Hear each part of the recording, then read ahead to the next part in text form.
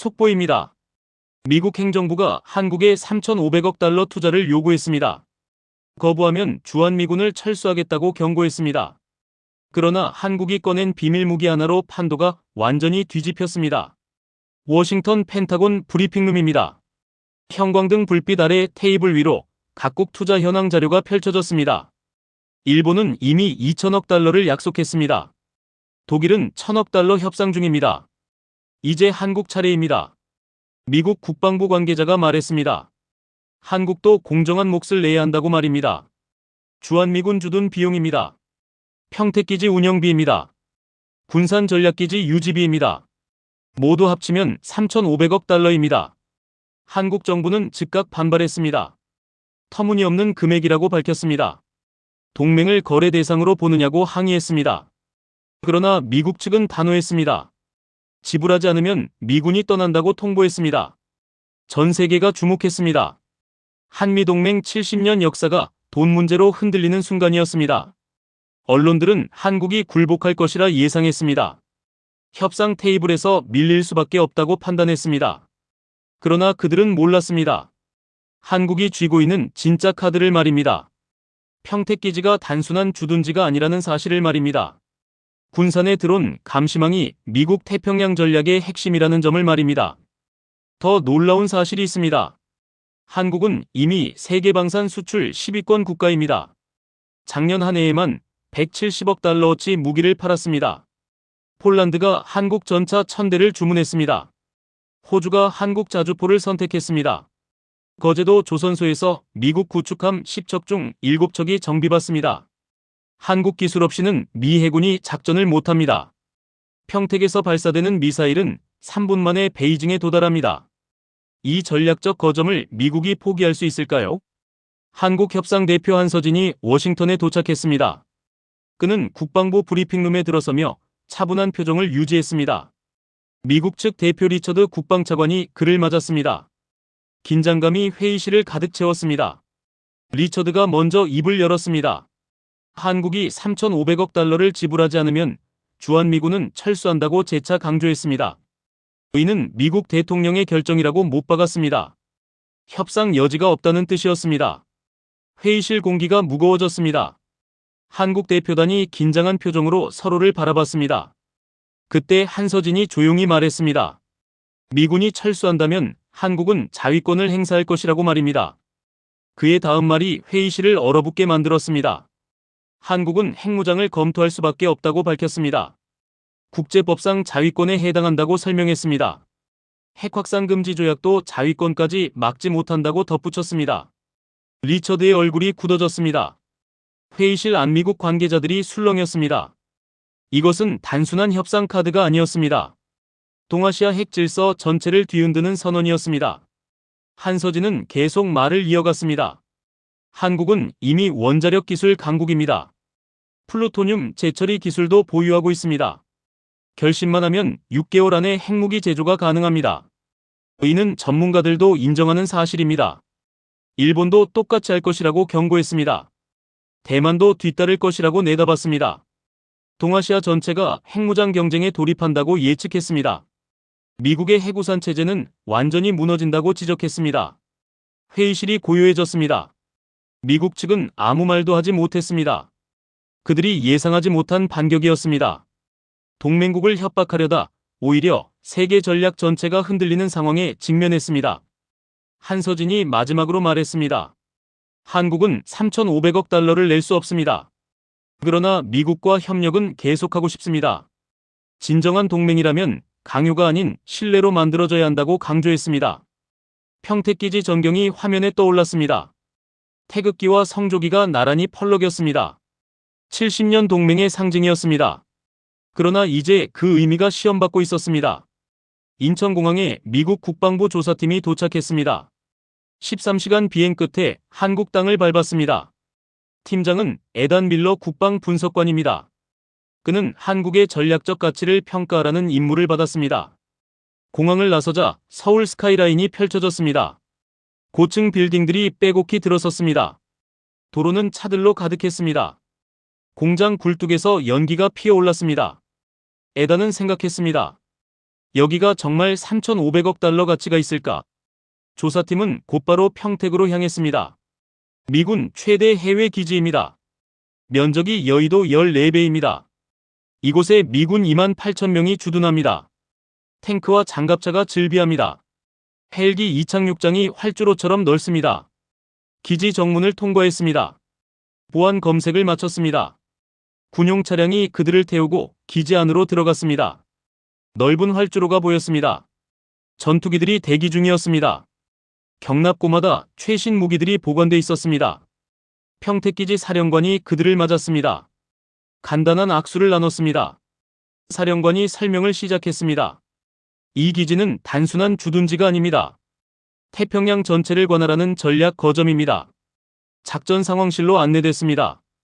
거대한 스크린이 벽 한쪽을 가득 채웠습니다. 한반도 전체 지도가 떠올랐습니다. 빨간 점들이 곳곳에 찍혀 있었습니다. 북한 미사일 기지 위치였습니다. 사령관이 레이저 포인터를 들었습니다. 평택에서 북한 평양까지 거리를 가리켰습니다. 불과 200km입니다. 미사일 발사 후 3분이면 도달합니다. 이는 어떤 요격 시스템도 막기 어려운 속도입니다. 지도가 확대됐습니다. 이번엔 중국 베이징이 표시됐습니다.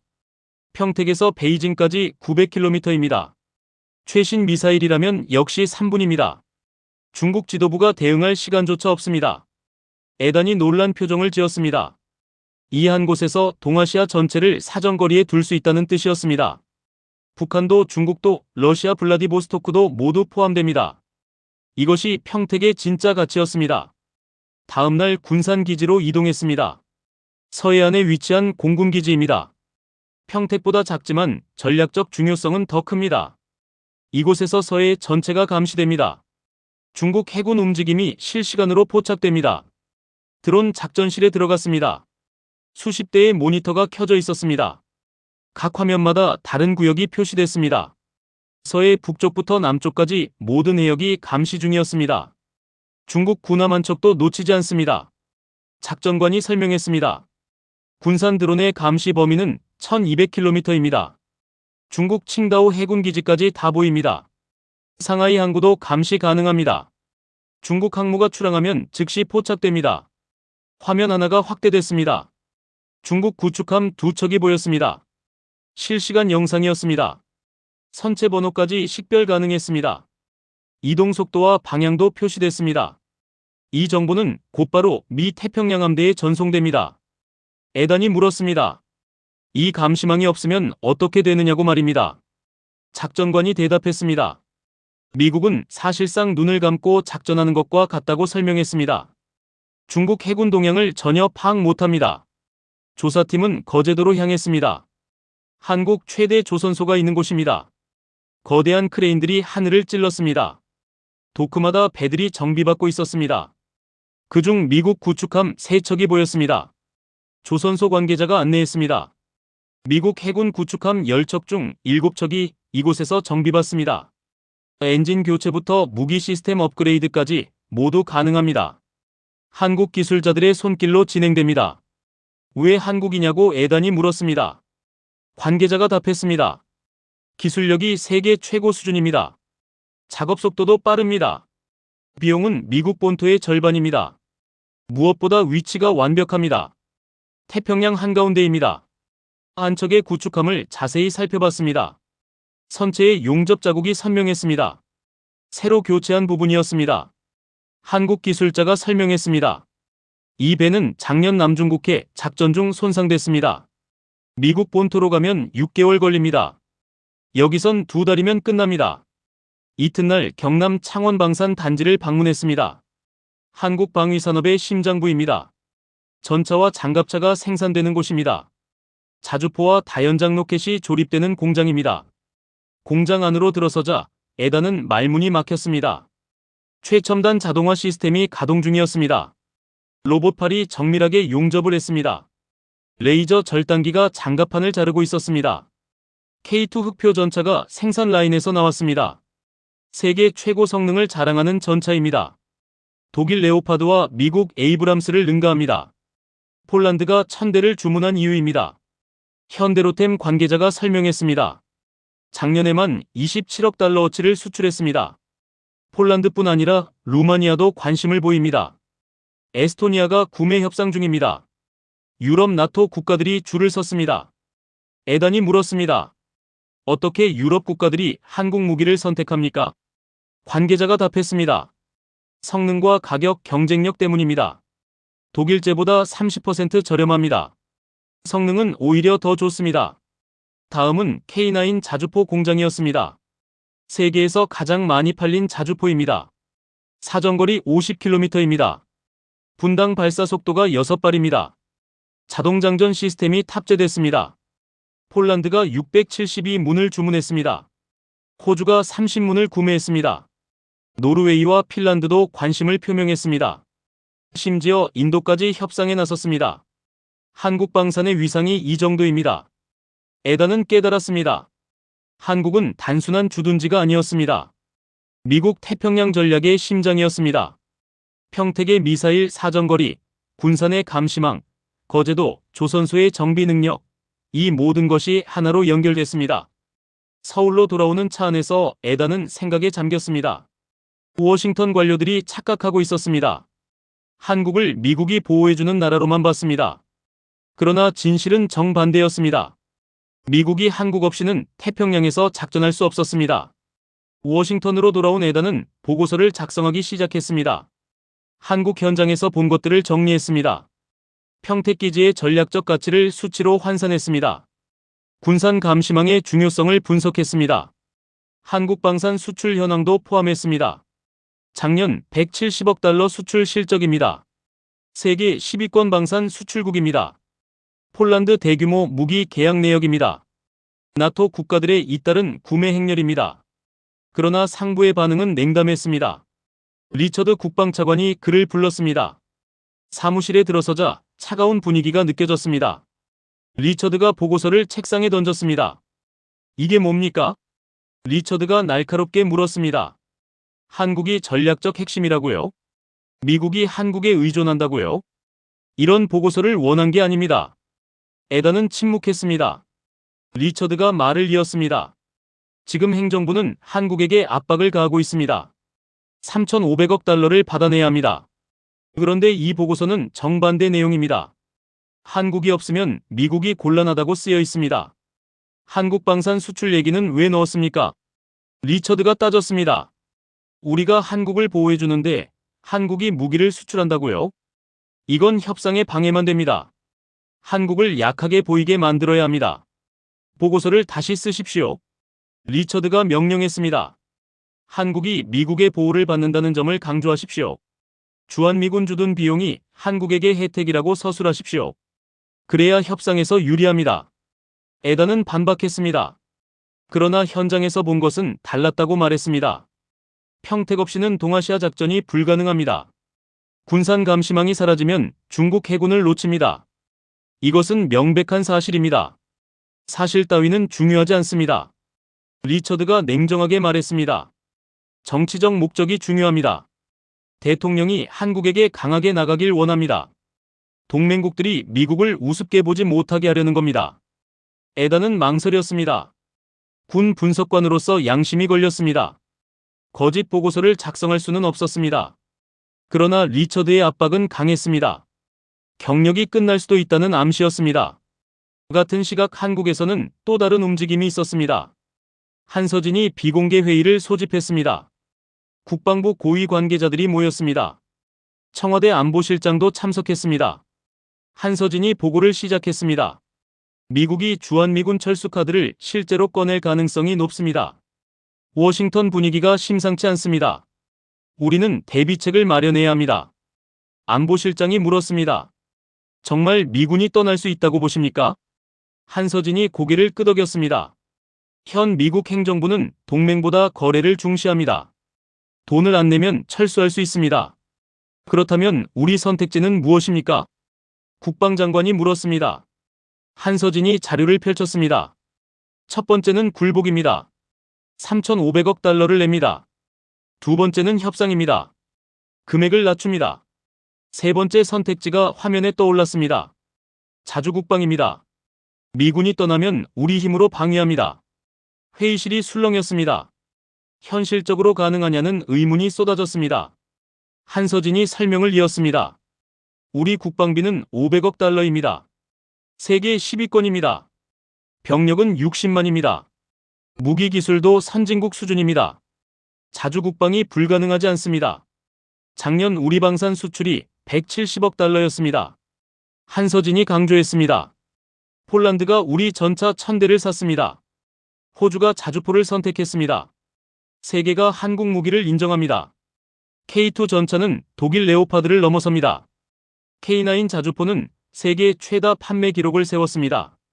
천국 미사일은 패트리어트와 경쟁합니다. 우리 기술력이 이 정도입니다. 그러나 핵무기 문제가 남습니다.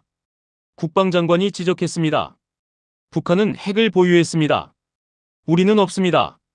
미국 해구산이 사라지면 우리는 무방비입니다. 한서진이 조용히 말했습니다. 그렇다면 우리도 핵무장을 검토해야 합니다. 회의실이 순간 얼어붙었습니다. 핵무장은 금기어였습니다. 국제사회 제재가 따를 것입니다. 그러나 자위권은 국제법상 인정됩니다. 한서진이 법률 자료를 제시했습니다. 핵 확산 금지 조약도 자위권까지 막지 못합니다. 생존이 위협받으면 탈퇴할 수 있습니다. 우리 기술력이면 가능합니다. 한서진이 강조했습니다. 원자력 발전소 24기를 운영합니다. 플루토늄 재처리 기술이 있습니다. 로켓 기술도 세계 수준입니다. 결심만 하면 6개월입니다. 안보실장이 신중하게 물었습니다. 이것을 협상 카드로 쓰자는 겁니까? 한서진이 고개를 끄덕였습니다. 미국에게 분명히 알려야 합니다. 우리를 함부로 대하면 동아시아 핵 질서가 무너진다고 말입니다. 회의는 심야까지 이어졌습니다. 찬반 의견이 팽팽했습니다. 결국 결론이 났습니다. 핵무장 카드를 협상 테이블에 올리기로 했습니다. 물론 실제 개발은 최후 수단입니다. 며칠 후 워싱턴 브리핑룸에서 재회의가 열렸습니다. 한서진과 리처드가 다시 마주 앉았습니다. 이번에는 양측 모두 각오가 달랐습니다. 진짜 협상이 시작되는 순간이었습니다. 리처드가 먼저 입을 열었습니다. 한국의 답은 무엇입니까? 3,500억 달러를 내겠습니까? 아니면 주한미군 철수를 감수하겠습니까? 선택하십시오. 한서진이 차분하게 답했습니다. 우리는 세 번째 길을 선택하겠습니다. 미군이 철수하면 자주국방으로 갑니다. 그리고 핵무장을 검토합니다. 이것이 우리의 답입니다. 리처드의 얼굴이 굳어졌습니다. 한서진의 선언은 단순한 허세가 아니었습니다. 회의실 안 분위기가 급격히 냉각됐습니다.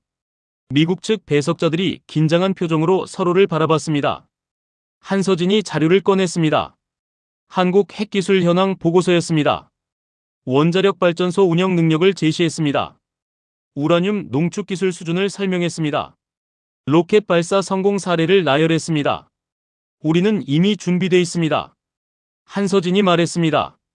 기술적 장벽은 없습니다. 정치적 결단만 있으면 됩니다. 미국이 핵우산을 거두면 우리는 스스로 핵우산을 펼칩니다. 한국의 로켓 기술을 보십시오. 한서진이 영상을 틀었습니다. 누리호가 발사되는 장면이었습니다. 3톤급 인공위성을 궤도에 올렸습니다. 이는 대륙간탄 도미사일 기술과 같습니다. 미국 항공우주국 전문가들도 인정했습니다. 한국의 로켓 기술이 세계 7번째 수준이라고 평가했습니다. 액체 연료 엔진 자체 개발에 성공했습니다. 이것이 의미하는 바를 아십니까? 리처드가 반박했습니다. 국제사회가 용납하지 않을 것입니다. 경제 제재가 가해질 것입니다. 한국 경제가 버틸 수 있겠습니까? 협박에 가까운 경고였습니다. 한서진은 흔들리지 않았습니다. 생존이 걸린 문제입니다. 경제보다 안보가 우선입니다. 북한이 핵을 가졌는데 우리만 없을 수 없습니다.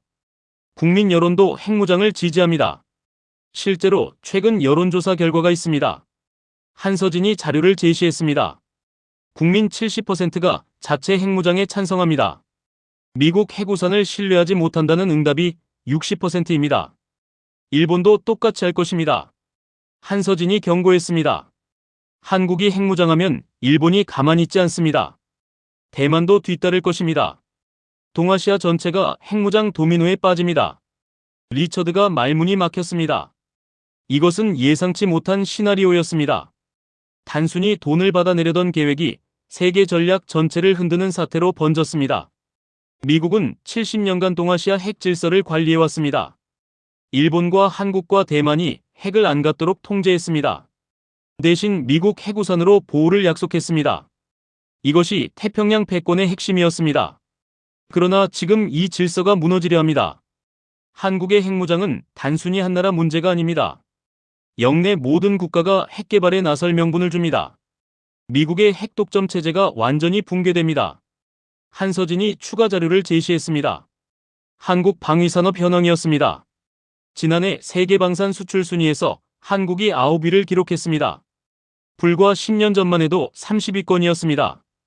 폴란드와의 계약 규모를 보십시오. 한서진이 강조했습니다. K2 전차 1000대, K9 자주포 672문, 천모 다연장 로켓 288문입니다. 총액 120억 달러 계약입니다. 이것이 의미하는 바를 아십니까? 한서진이 물었습니다. 나토 회원국이 한국 무기를 대량 구매한다는 뜻입니다. 유럽이 한국 방산 기술을 인정한다는 증거입니다. 호주도 마찬가지입니다. 한서진이 설명을 이었습니다. 레드백 장갑차 270대를 주문했습니다. K9 자주포 30문도 계약했습니다. 태평양 동맹국도 한국을 선택했습니다. 미국 국방부 자체 평가도 있습니다. 한서진이 문서를 꺼냈습니다. 펜타곤이 작성한 한국군 전력 평가서였습니다. 리처드의 표정이 굳어졌습니다. 이 문서는 기밀이었습니다. 어떻게 이걸 입수했습니까? 리처드가 따졌습니다. 한서진이 미소 지었습니다. 중요한 건 내용입니다. 펜타곤도 한국군 전력을 세계 6위로 평가했습니다. 보고서 내용을 읽어드리겠습니다. 한서진이 말했습니다. 한국군은 첨단 무기 체계를 갖췄습니다. 훈련 수준이 매우 높습니다. 전투준비 태세가 우수합니다. 이것이 미국의 평가입니다. 중국이 가장 민감하게 반응할 것입니다. 한서진이 분석했습니다.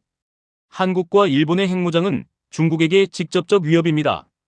중국은 군비 경쟁에 더 박차를 가할 것입니다. 동아시아가 화약고가 됩니다. 러시아도 가만히 있지 않습니다. 동북아 핵 확산은 러시아 극동 지역을 위협합니다. 러시아는 북한에 더 의존할 것입니다. 한반도 정세가 더욱 복잡해집니다. 리처드가 시간을 달라고 요청했습니다. 본국에 보고하고 지시를 받아야 한다고 말했습니다. 회의는 일단 중단됐습니다.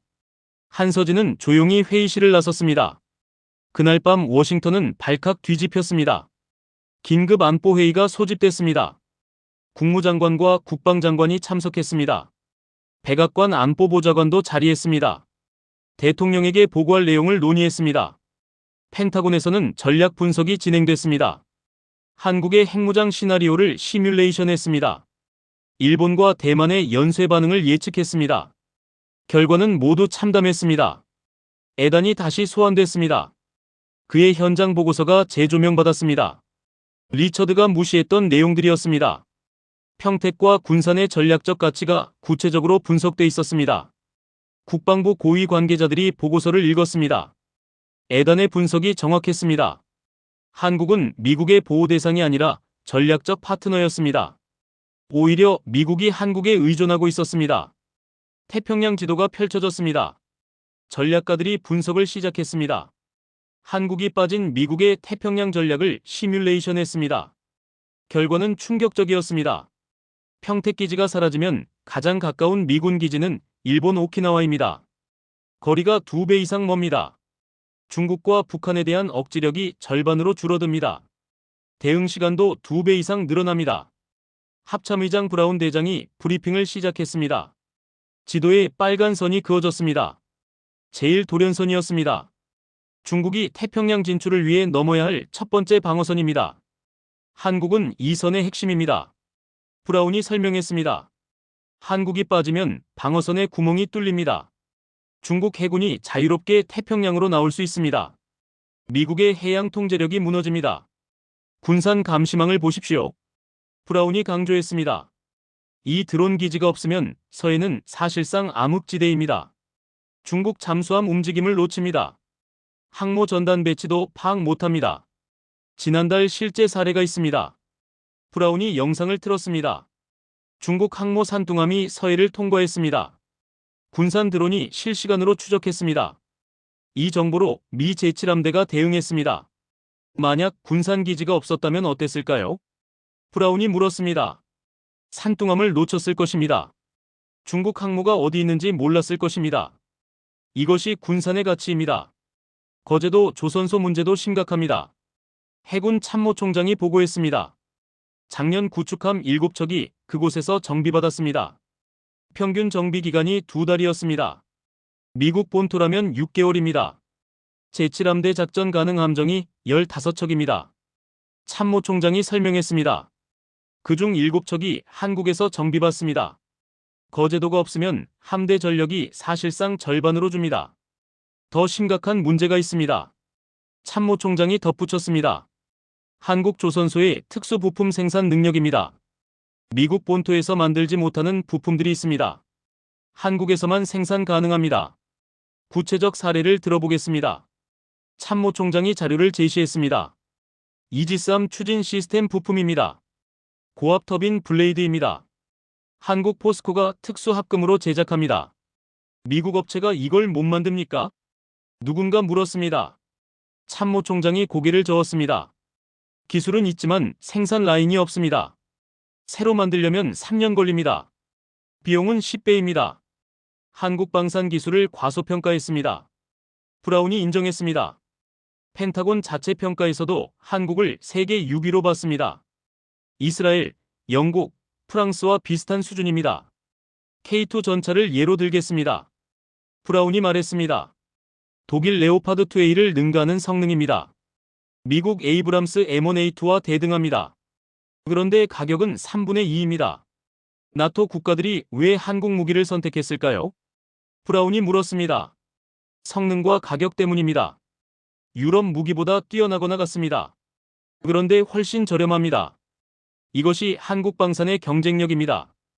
폴란드 케이스를 보십시오. 육군 참모차장이 설명했습니다. 총 120억 달러 계약입니다. 나토 회원국 중 최대 규모입니다. 독일이나 프랑스 제품을 제치고 한국을 택했습니다. 호주도 마찬가지입니다. 태평양 동맹국입니다. 미국과 오커스 동맹을 맺은 나라입니다. 그런 호주가 한국 자주포를 선택했습니다. 미국 팰러딘을 제치고 말입니다.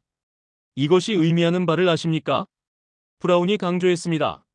한국은 더 이상 무기 수입국이 아닙니다. 세계가 인정하는 방산 수출국입니다. 기술 자립도가 높습니다. 한국의 전투기 개발을 보십시오. 공군 참모차장이 보고했습니다. KF-21 전투기입니다. 자체 기술로 개발 중입니다. 2년 내 실전 배치됩니다. 이것은 미국 F-35에 준하는 성능입니다. 참모차장이 설명했습니다. 스텔스 기능이 있습니다. 능동 전자주사 레이더를 탑재합니다. 초음속 순항이 가능합니다.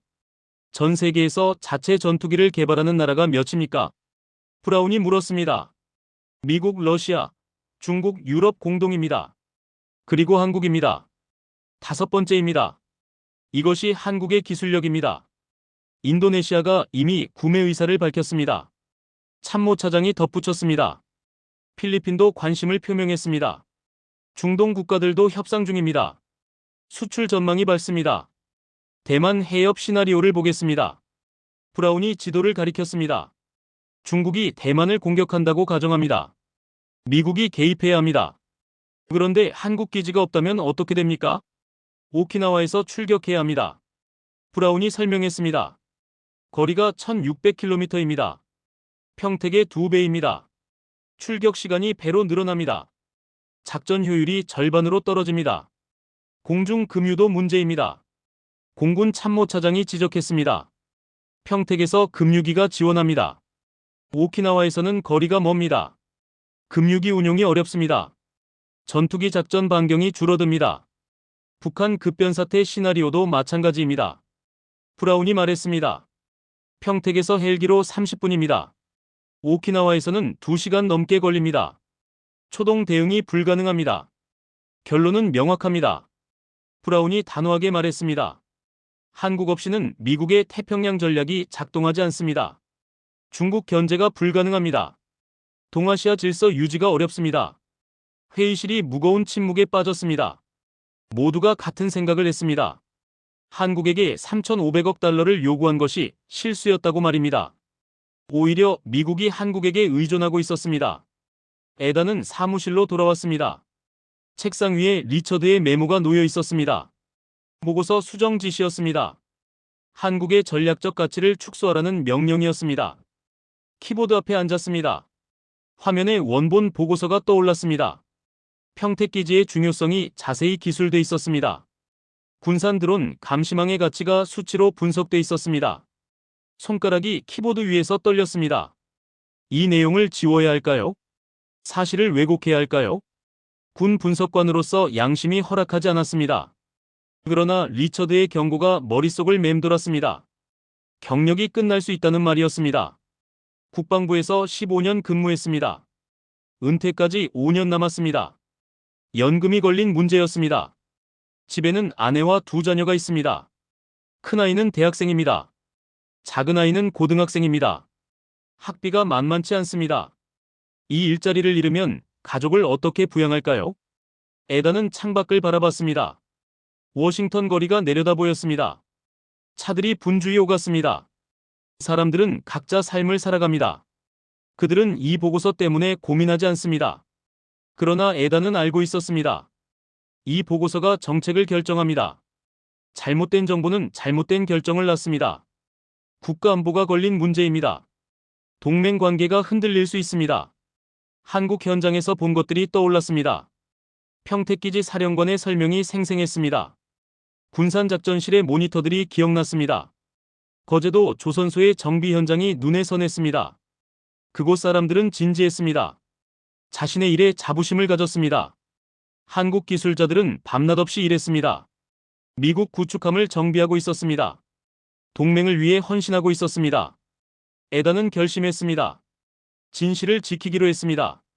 보고서를 수정하지 않기로 했습니다. 설령 직장을 잃더라도 양심은 지키겠다고 다짐했습니다. 다음 날 아침 리처드 사무실로 갔습니다. 원본 보고서를 들고 갔습니다. 수정하지 않은 버전이었습니다. 리처드의 표정이 굳어졌습니다. 수정하지 않았군요. 리처드가 차갑게 말했습니다. 내 지시를 무시한 겁니까? 에단은 침착하게 답했습니다. 사실을 왜곡할 수 없습니다. 이것이 현장에서 확인한 진실입니다. 진실 따위 필요 없다고 했습니다. 리처드가 목소리를 높였습니다. 정치적 필요가 중요합니다. 대통령이 한국을 압박하려 합니다. 이 보고서는 그에 방해됩니다. 그렇다면 다른 사람을 시키십시오. 에단이 말했습니다. 저는 거짓을 쓸 수 없습니다. 군 분석관으로서 직업 윤리입니다. 국가 안보를 위한 정직한 평가입니다. 리처드가 책상을 쳤습니다. 당신 경력이 끝날 것입니다. 국방부에서 퇴출될 것입니다. 다른 곳에서도 못 일할 것입니다. 마지막 경고입니다. 각오하고 있습니다. 에단이 답했습니다. 그러나 역사의 평가를 받을 것입니다. 잘못된 정책으로 동맹이 무너지면 누가 책임집니까? 그때 가서 후회해도 늦습니다. 나가십시오. 리처드가 소리쳤습니다. 당장 사표를 쓰든지 수정하든지 선택하십시오. 오늘 안으로 결정하십시오. 에단은 조용히 사무실을 나섰습니다. 복도를 걸으며 에단은 생각했습니다. 이것이 옳은 선택일까요? 가족은 어떻게 할까요? 그러나 마음 한구석이 편안했습니다. 양심에 거리끼는 일을 하지 않았기 때문입니다. 그날 밤 집에 돌아왔습니다. 아내에게 상황을 설명했습니다. 직장을 잃을 수도 있다고 말했습니다. 아내는 한참 생각하더니 말했습니다. 당신이 옳다고 생각하는 대로 하세요. 큰아이가 물었습니다. 아빠, 왜 그렇게까지 하세요? 에단이 답했습니다. 진실이 중요하기 때문이야. 거짓으로 나라를 속이면 결국 모두가 피해를 본단다. 다음 날 에단은 다른 결정을 내렸습니다. 보고서를 언론에 유출하기로 했습니다. 내부 고발이었습니다. 위험한 선택이었지만 다른 방법이 없었습니다. 워싱턴 포스트 기자에게 연락했습니다. 익명을 조건으로 자료를 넘겼습니다. 평택과 군산의 전략적 가치가 담긴 보고서였습니다. 한국 방산 수출 현황도 포함됐습니다. 기자는 내용을 확인하고 놀랐습니다. 이것은 특종이었습니다. 미국 행정부가 잘못된 정책을 추진하고 있다는 증거였습니다. 한국을 압박하려다 오히려 국익을 해칠 수 있다는 내용이었습니다. 며칠 후 워싱턴 포스트 일면에 기사가 실렸습니다. 한국 없인 미국 태평양 전략 붕괴라는 제목이었습니다. 부제는 국방부 내부 보고서 폭로였습니다. 워싱턴 포스트 기사가 나가자 파문이 일었습니다. 아침 뉴스마다 이 내용을 다뤘습니다. CNN이 긴급 속보를 띄웠습니다. 뉴욕타임즈도 후속 기사를 냈습니다. 한국이 미국 태평양 전략의 핵심이라는 내용이었습니다. 평택기지 없이는 중국 견제가 불가능하다는 분석이었습니다. 군산 드론 감시망이 서해 통제의 열쇠라는 보고였습니다. 의회가 들끓기 시작했습니다. 야당 의원들이 청문회를 요구했습니다. 한국에 3,500억 달러를 요구한 것이 잘못이라고 비판했습니다. 행정부가 동맹을 망치고 있다고 공격했습니다. 상원군사위원회가 긴급회의를 소집했습니다. 국방장관이 출석했습니다. 의원들의 질문이 쏟아졌습니다. 한국의 전략적 가치를 몰랐느냐는 추궁이었습니다. 공화당 의원이 물었습니다. 한국 없이 태평양 전략이 가능합니까? 국방장관이 주저했습니다. 매우 어렵습니다. 평택과 군산은 대체 불가능합니다. 인정할 수밖에 없었습니다. 민주당 의원도 가세했습니다. 동맹국을 돈으로 압박하는 것이 옳습니까? 신뢰가 무너지면 안보 협력도 끝납니다. 대통령 정책이 잘못됐습니다. 강하게 비판했습니다. 여론도 들끓었습니다. 워싱턴 포스트 온라인 기사에 댓글이 수천 개 달렸습니다. 대부분 행정부를 비판하는 내용이었습니다. 한국을 존중해야 한다는 의견이 많았습니다. 외교 전문가들도 나섰습니다. 브루킹스 연구소가 긴급 세미나를 열었습니다. 한미 동맹의 미래를 논의했습니다. 전문가들은 한 목소리로 경고했습니다. 이대로 가면 동맹이 깨진다고 말했습니다. 국제사회도 주목했습니다. 영국 파이낸셜 타임스가 분석 기사를 냈습니다. 미국의 동맹 정책이 위기에 처했다는 내용이었습니다. 한국뿐 아니라 일본도 불안해한다고 보도했습니다. 일본 언론이 더욱 민감하게 반응했습니다. 요미우리 신문이 사설을 실었습니다. 한국에 이렇게 한다면 일본도 안심할 수 없다는 내용이었습니다. 미일 동맹도 재검토해야 한다는 주장이었습니다. 중국은 이 상황을 예의주시했습니다. 환구시보가 논평을 냈습니다. 미국의 동맹 체제가 흔들리고 있다는 분석이었습니다. 한미 관계 악화가 중국에 유리하다는 계산이었습니다. 그러나 중국도 불안했습니다. 한국의 핵무장 가능성 때문이었습니다. 신화통신이 경고 기사를 냈습니다. 한국 핵무장은 동북아 안정을 해친다는 내용이었습니다. 한국 내 여론도 들끓었습니다. 미국의 압박에 분노했습니다. 동맹을 돈으로 거래하느냐는 비판이 쏟아졌습니다. 자주국방 목소리가 높아졌습니다. 여론조사 결과가 발표됐습니다. 국민 80%가 미국 요구를 거부해야 한다고 답했습니다. 70%가 필요하면 핵무장도 고려해야 한다고 응답했습니다. 한국 국회도 움직였습니다. 여야 합의로 결의안을 채택했습니다.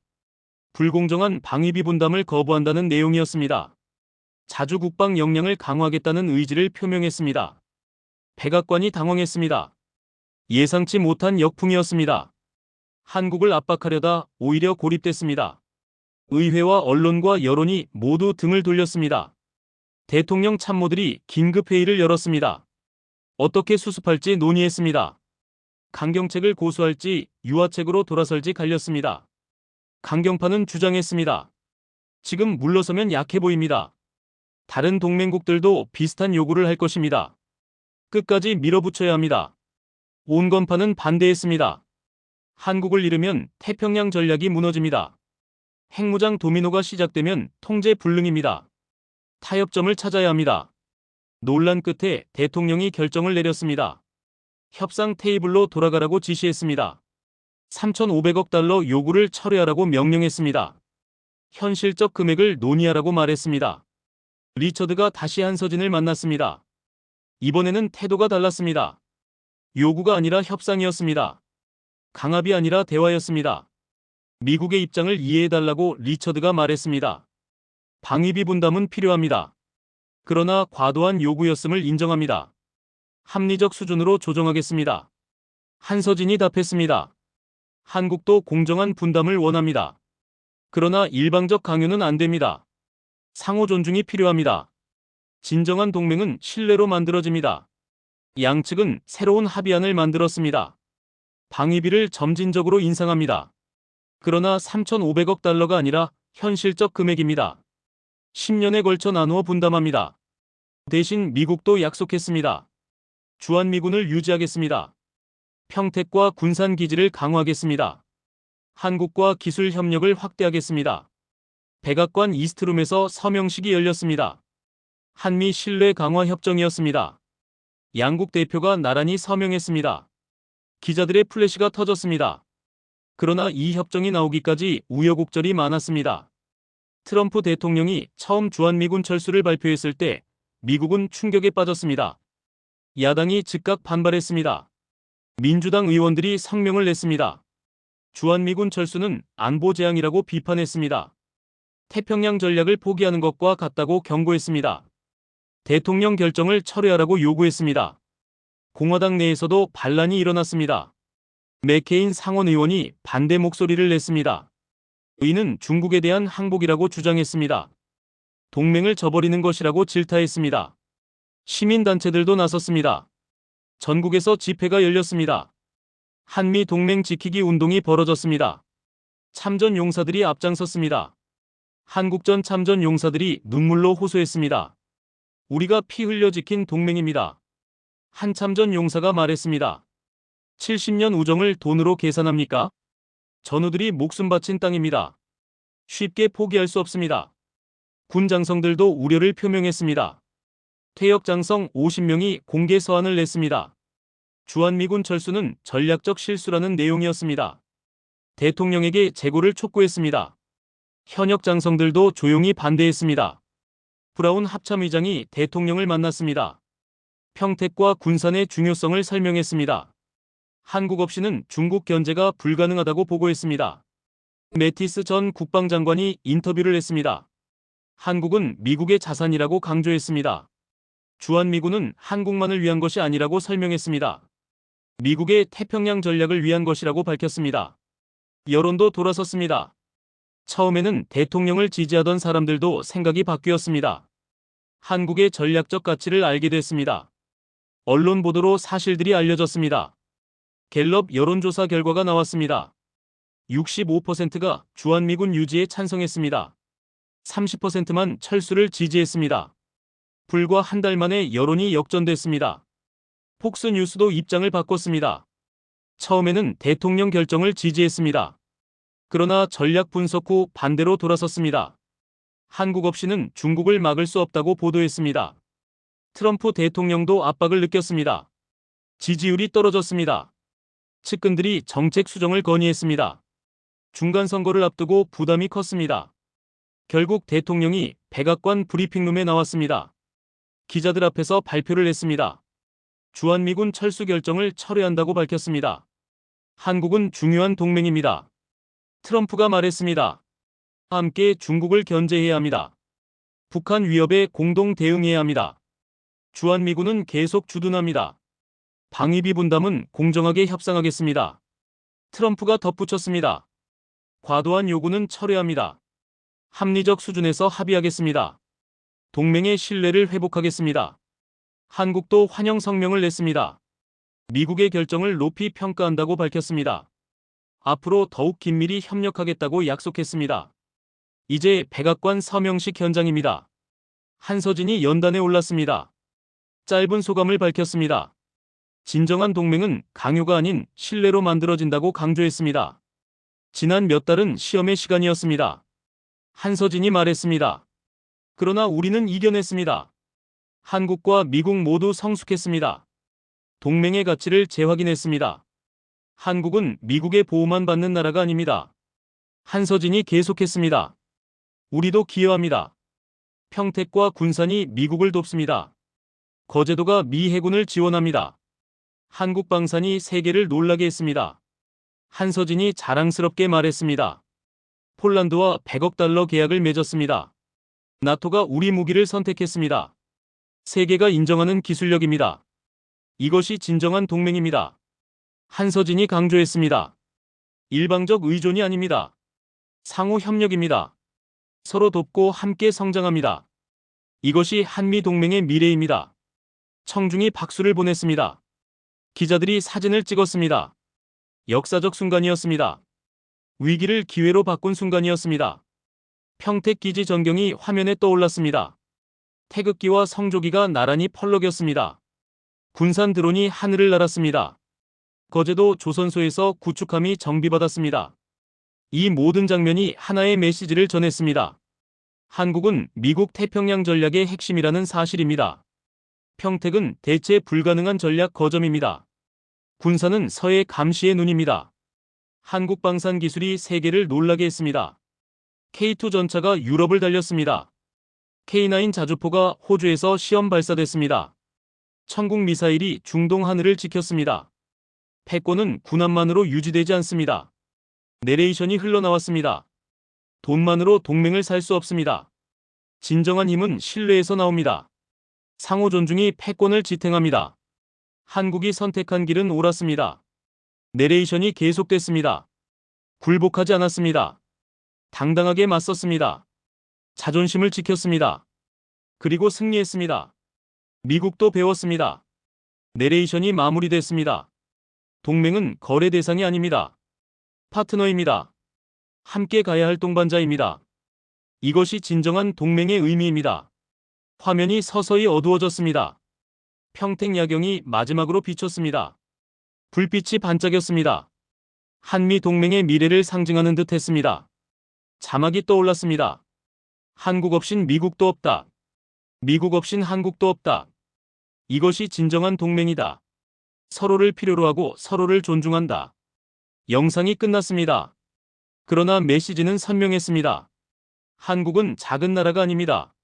세계 전략의 중심입니다. 태평양 질서의 핵심입니다. 한국의 선택이 세계를 바꿉니다.